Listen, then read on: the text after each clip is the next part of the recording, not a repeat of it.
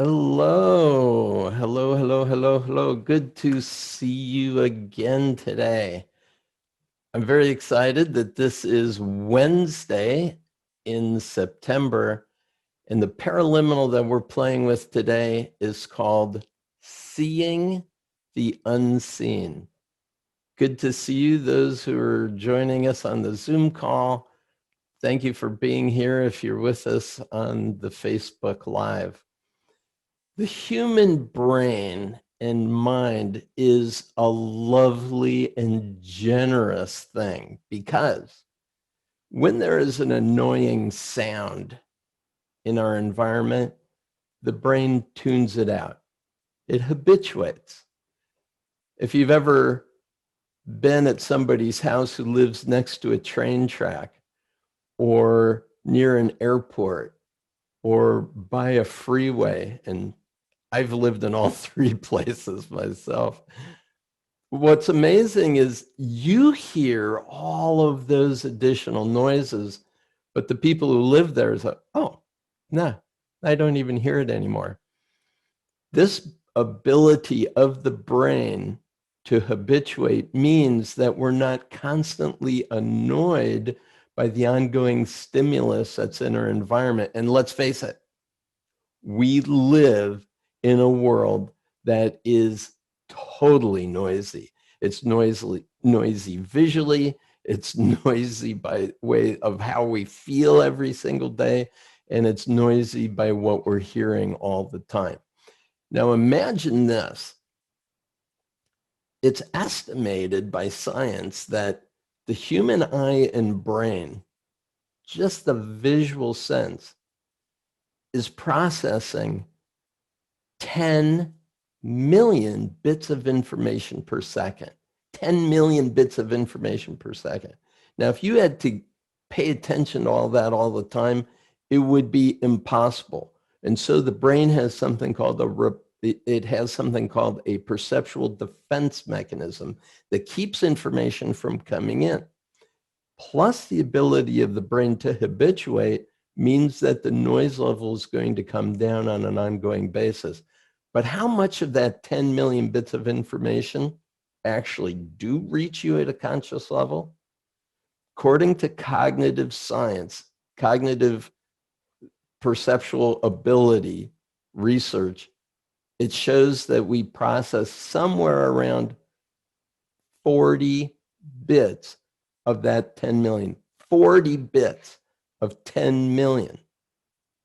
Well, hold on just a second.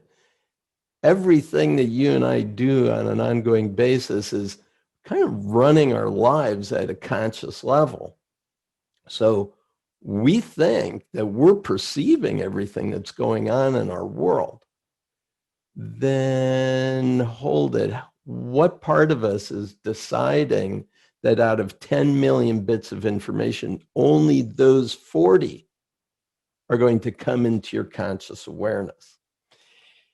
You see, there is a vast pre-conscious mechanism going on, a non-conscious database that's taking in, processing, storing what's important, and delivering to you at a conscious level what you think you need. That's why we really don't see a lot that's going on. We don't hear a lot that's going on, and we don't really feel a lot of what's going on an ongoing basis. Out of 12 million bits of information per second in all of our 5 sensory systems, we're only getting about 75, 78 bits at a conscious level. And what that means is, the world is very manageable. So we're deleting, we're generalizing what we think we're perceiving to make quick pattern recognition, and we're distorting the input in order to make our decisions on an ongoing basis. Well, the paraliminal that we're playing with on Wednesdays every day in September is called Seeing the Unseen. And it really means perceiving the unperceived. Not all the time, like the character in Rain Man, where box of matches or toothpicks drop and instantly has to count every single one of them. No, no, no, no.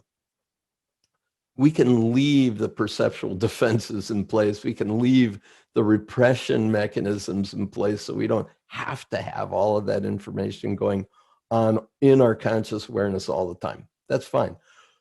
And you have a choice that when you want, you can open up that profound level of sensory awareness to make new distinctions, to be able to see something you hadn't seen before, to hear an idea that was being told to you over and over again, but you hadn't really made the connection, to feel a new distinction about something, an intuition, a recognition that would allow you to solve a problem that's key for you. Just like Sherlock Holmes. Now, Sherlock Holmes, according to some of the stories about it, didn't have the ability to turn off some of this amazing perceptual ability. But you do. You can turn it on, you can turn it off by will, by choice. And the thing that's going to really turn on these perceptual abilities is your intention. Now, you know that when you listen to a paraliminal, I always say, state clearly what your intention is for this paraliminal listening session. Even if sometime today, you might choose to just turn on the paraliminal and go take a little nap. That's fine. A lot of people haven't heard much of what goes on paraliminals after, this is Paul Scheele, and that's fine. As long as you are stating what your intention is, what benefits are you intending to receive while taking a nap to a paraliminal, as that paraliminal is playing, and immediately afterwards. So my encouragement is to think about a goal that's important to you. Think about an action you would like to be able to take, a decision that you would like to be able to make, and you want to gather good, intelligent reconnaissance information in order to be able to make that decision. Open up your sensory systems. Hear more, feel more, see more, in order to be able to populate your neurology with new and nuanced, clear distinctions that can help you take the right next step toward a goal that's important to you. Best wishes for today. Thank you for joining me in this session. Enjoy the Seeing the Unseen paraliminal listening session, and maybe put on your deerstalker hat today and start noticing more of the world that's available to you. Peace and blessings. See you tomorrow.